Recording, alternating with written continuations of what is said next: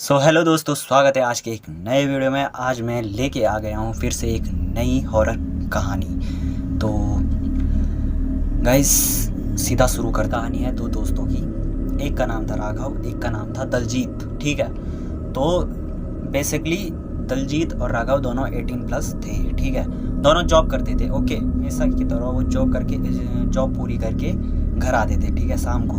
तो एक दिन क्या होता है कि शाम को जैसे ही वो घर आ रहे होते हैं तो रास्ते में राघव एक पत्थर से टकराता है। जैसे वो नीचे गिरता है, देखता है पत्थर के सामने एक कागज़ पड़ा हुआ है। जैसे ही वो कागज़ को उठाता है, देखता है तो वो एक लॉटरी रहती है। जैसे ही वो दलजीत को कहता है भाई ये देख, तब तक दलजीत घर चले गया था।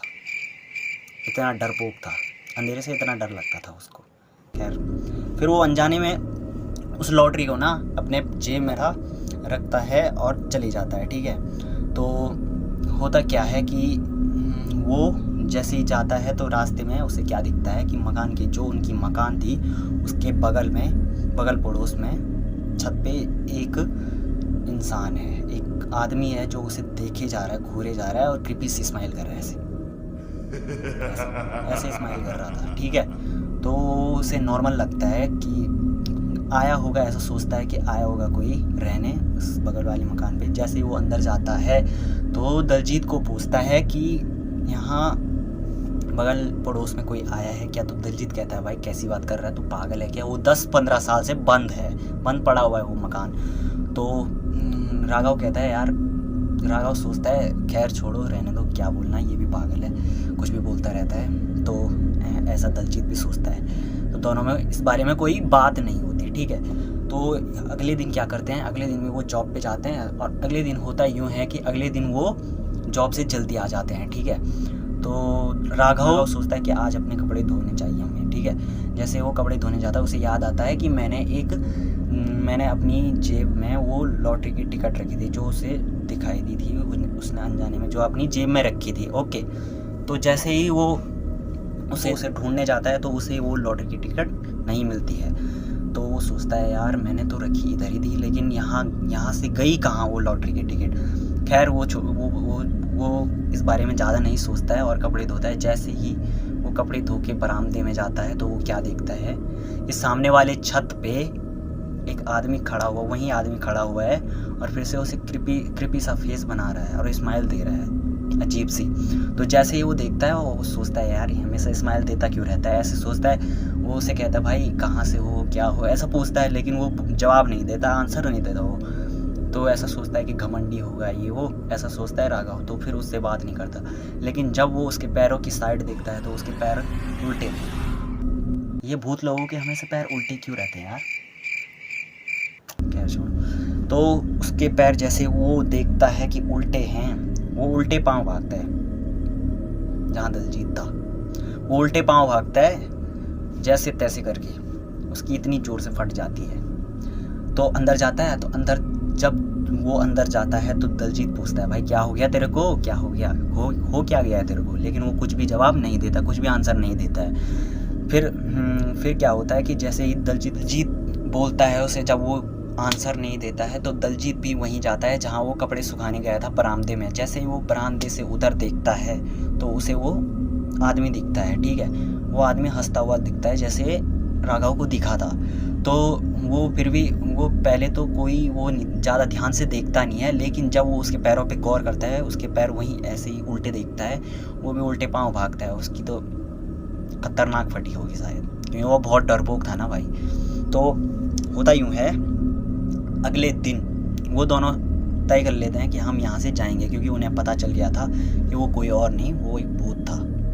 तो होता यूँ है कि वो प्लान बनाते हैं कि हम अगले दिन इस घर को छोड़ के चले जाएंगे। ठीक है, मकान मालिक से बात करेंगे और इस घर को छोड़ के चले जाएंगे और दूसरा घर शिफ्ट कर लेंगे, दूसरा कमरा शिफ्ट कर लेंगे। ठीक है, तो अगले दिन मकान मालिक को कहते हैं कि जो हमने एडवांस में तुम्हें रुपये दिए थे वो हमें वापस दीजिए और हम यहाँ से जा रहे हैं। ठीक है, आप रखो अपना कमरा अपने पास, हम तो यहाँ से जा रहे हैं। तो मकान मालिक पहले सोचता है, फिर मना कर लेता है, क्योंकि मकान मालिक बहुत कंजूस था। मकान मालिक कहता है कि यहीं रहना है और मैं रुपये भी वापस नहीं दूंगा। तो उनके पास उतने पैसे भी नहीं थे कि वो दूसरा कमरा शिफ्ट कर सकें। तो वो उन्हें मजबूरन उसी कमरे में रहना पड़ता है। तो उस दिन दलजीत को थोड़ा फेवर था, इसलिए दलजीत जॉब पे गया नहीं। तो राघव जैसे ही जॉब पे जाता है, जॉब पे शाम को वापस आता रहता है, लौटता रहता है, तो तभी वो थोड़ा सोचता है कि इस मकान के बारे में मुझे थोड़ा इन्फॉर्मेशन जान लेनी चाहिए, मांगनी चाहिए किसी से। पर लेकिन जहाँ वो रहते थे नोएडा शहर में, उसके आसपास जहाँ वो रहते थे उनका मकान के आसपास, वहाँ सब नए लोग थे। लेकिन उसे पता चलता है कि वहाँ एक बुजुर्ग आदमी रहता है जो बहुत टाइम से उधर रह रहे हैं, ऐसा करके, ठीक है। तो वो वहीं जाते हैं और उसी से पूछता है कि इसके बारे में क्या है, क्या सीन है, ऐसा। तो वो सब बताता है। तो वो बूढ़ा आदमी कहता है कि कुछ साल पहले, 10 साल पहले की बात है ये, वहाँ घर में एक नौकर रहता था जो अपाहिज था। उसका नाम सत्येंद्र था और 4 लोग और रहते थे, जो 2 भाई थे और उनकी पत्नियाँ थी, ठीक है। दो पत्नियाँ थी उनकी, ठीक है। तो होता यूँ है कि वो नौकर उनके घर में काम करता था।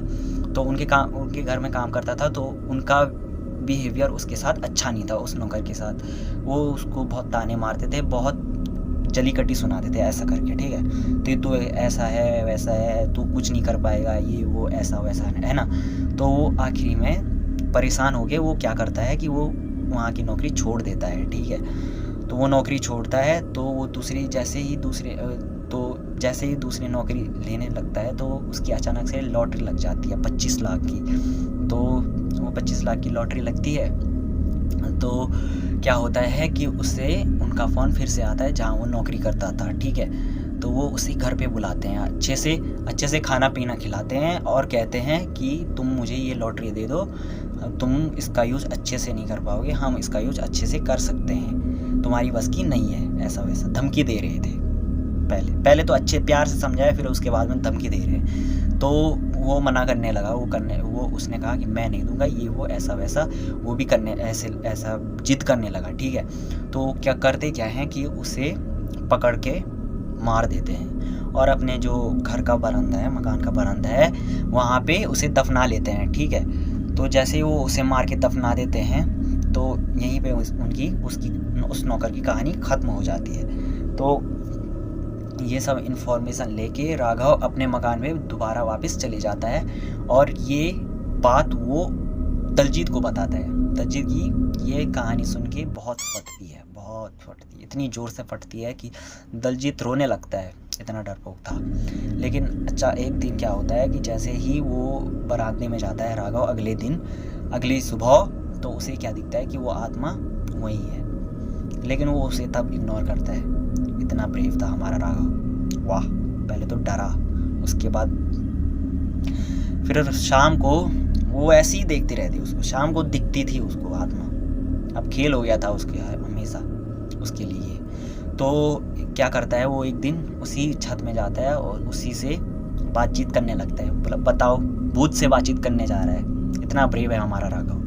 तो कहता है, भाई तू अच्छी आत्मा है, तू हमें कुछ नहीं कर पाएगा, हम तुम्हें मुक्ति दिलाएंगे। इतनी दूर की सोचने लग गया था वो, ठीक है। तो जैसे ही वो आत्मा के पास जाता है, आत्मा उसको मारने की कोशिश करता है। वो जो नौकर था, ठीक है, सत्येंद्र नाम का, वो उसको मारने की कोशिश करता है। जैसे ही वो पूरा मारने ही वाला था, उसे ख़त्म करने ही वाला था, वो अपनी जेब से लॉटरी निकालता है।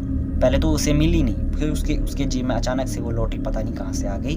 वो उसे दिखाता है कि ये थी ना इसे। तो वो सत्येंद्र की आत्मा जब उस लॉटरी को देखती है, तो कहती है, यही मेरी मरने की वजह बनी थी, इसी की वजह से मैं मरा था। तो मरने के बाद मैं जब पाता हूँ, तो वो कहता है कि जब मैं मरा था, तो मैं मरने के बाद बरामदे में पाता हूँ और मैं तब से इसी घर में फंसा हुआ हूँ, तब से मैं इस छत में भटक रहा हूँ। तो राघव पूछता है कि उन 4 लोगों का क्या हुआ जिन्होंने तुझे मारा था। तो वो कहता है कि मैंने उन 4 को ख़त्म कर लिया था, तब से मैं यहीं भटक रहा हूँ। तो राघव कहता है कि मैं तुम्हें मुक्ति दिलाऊंगा। तो राघव जैसे ही अपने घर में जाता है, वहाँ से फावड़ी फूड़ी लेके आता है, ठीक है, हथियार जो भी खोदने का सामान है। और दलजीत को भी कहता है, तू भी चल मेरे साथ। दलजीत पहले ही डरपोक था, डरते गया उसके पीछे, इतना डरपोक था साला। जैसे ही गया, तो उन्होंने उस बरामदे को खोदना शुरू किया। खोदते बहुत देर हो गई थी। लेकिन तब बरामदा थोड़ा ऐसा था कि खुद वहाँ खुदाई अच्छे से नहीं हो पा रही थी। फिर कुछ देर बाद जब वहाँ खुदाई हुई तो उन्हें एक कंकाल मिलता है। वो जैसे ही वो कंकाल दलजीत देखता है तो दलजीत की वैसे ही फट जाती है। पहले ही फटी पड़ी थी, फिर दूसरी बार और फटती है, फिर वो भाग जाता है वहाँ से। फिर राघव का एक ही काम था, उस कंकाल का अंतिम संस्कार कराना।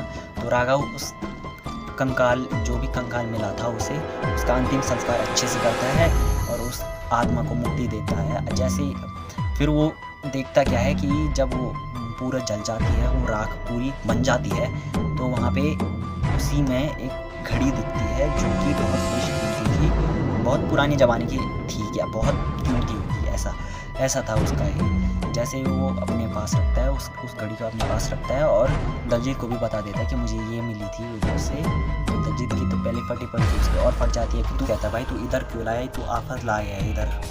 तो वो कहता है भाई तू डर मत, तेरी फट क्यों रही है इतनी, डर मत तू। तो वो अपनी एक जगह, अच्छी जगह पे उसे संभाल के रख लेता है उस घड़ी को, ठीक है। लेकिन वो घड़ी अपने आप गायब हो जाती है और आज तक मिस्ट्री है, पता नहीं कहाँ गई, क्या गई, उस घड़ी का कुछ पता नहीं है। लेकिन एक बात बहुत अच्छी हुई, अगले दिन से वो आत्मा उन्हें बंद हो गई और वो अच्छे से अपना काम करने लगे, बस उनका गुजारा हो गया।